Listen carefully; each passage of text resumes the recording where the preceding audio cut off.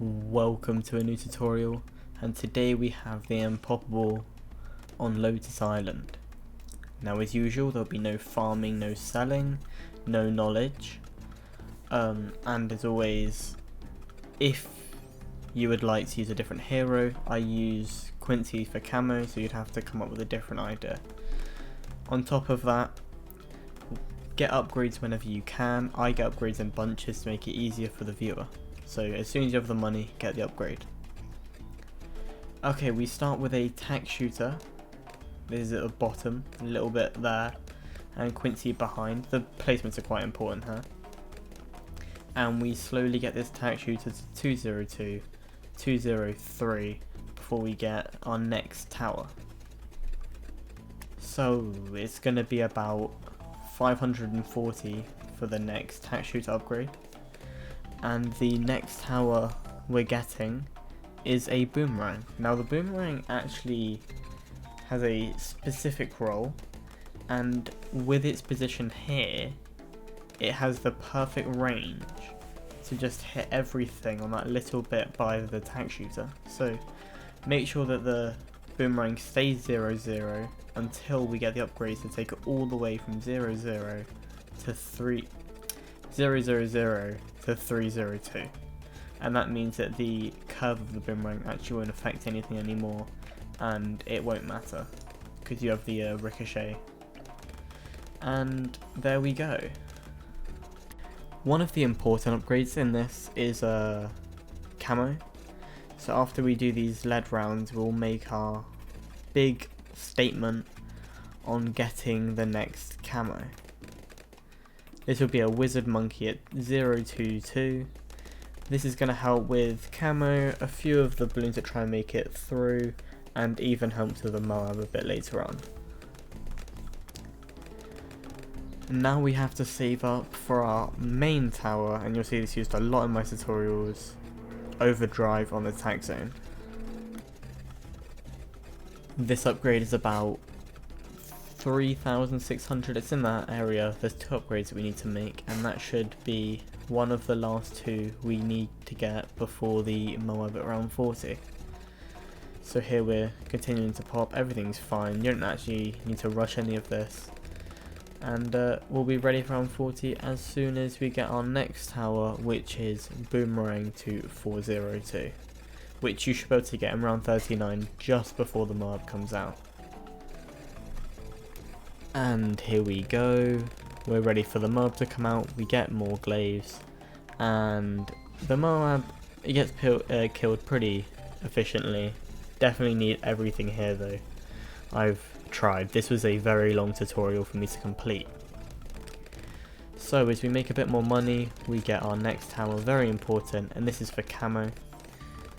We can get radar scanner with bigger radius because at that range it actually can't hit the tack shooter and the boomerang. Remember, placement is key. There is a reason that the tower goes here, because there's some towers that go in between, and that's the best place you can put it.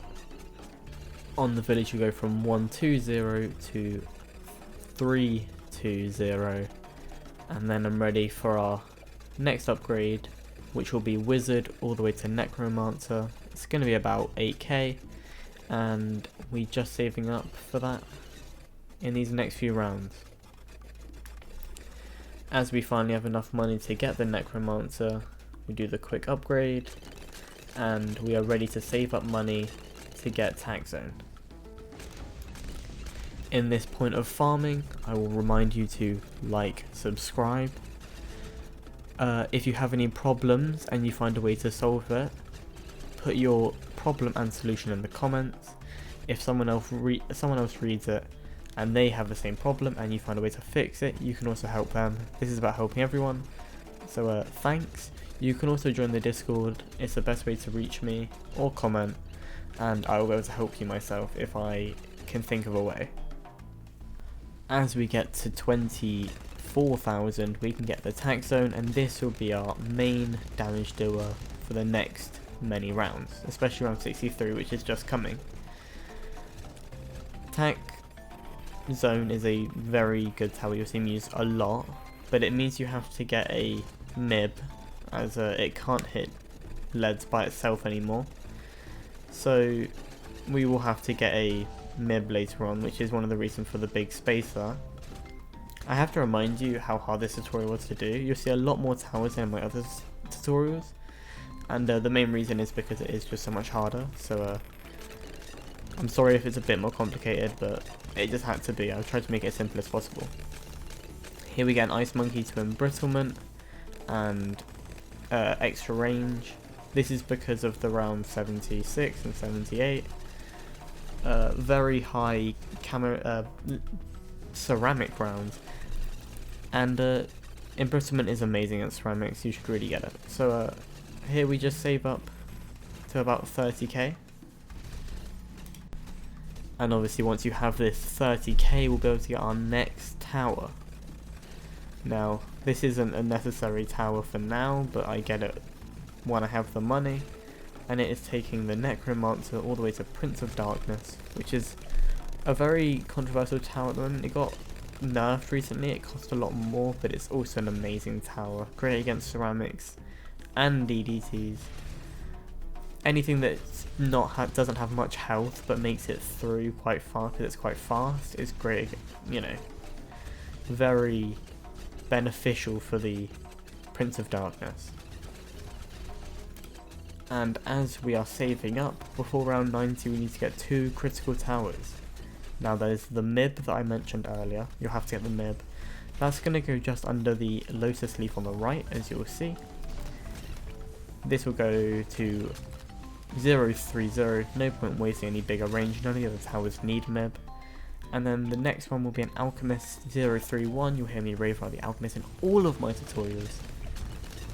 The 031 Alchemist does a lot of damage for really cheap to lots of Moabs, so always a good one to get. And now as round 89 finishes, round 90 will start, and we'll be saving up for our next big tower for the Ice Monkey. Oops, I meant upgrade for the Ice Monkey, because we're going to take it all the way to 502. Super brittle, very good against Moabs. And remember, some people love Icicle Impale.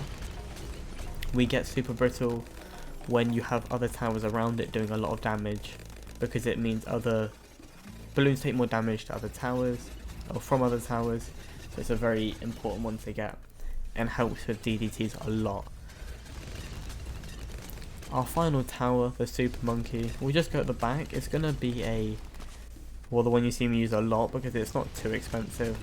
About 20k. We're going to go for a Dark Knight, and then as soon as we can, laser beams and plasma beams. This will be to make sure the ceramics that come get pushed back, and actually we're aiming to push them back right into the range of the attack zone. Unfortunately it doesn't always happen, but you know, stopping them has never been bad. So the round 98, which is a very hard round, gets beat, and round 99, and then round 100 we get the bad. It actually gets killed fairly quickly, and as we can see, we win. So thanks for watching, like, subscribe, and I'll see you in the next tutorial. Peace.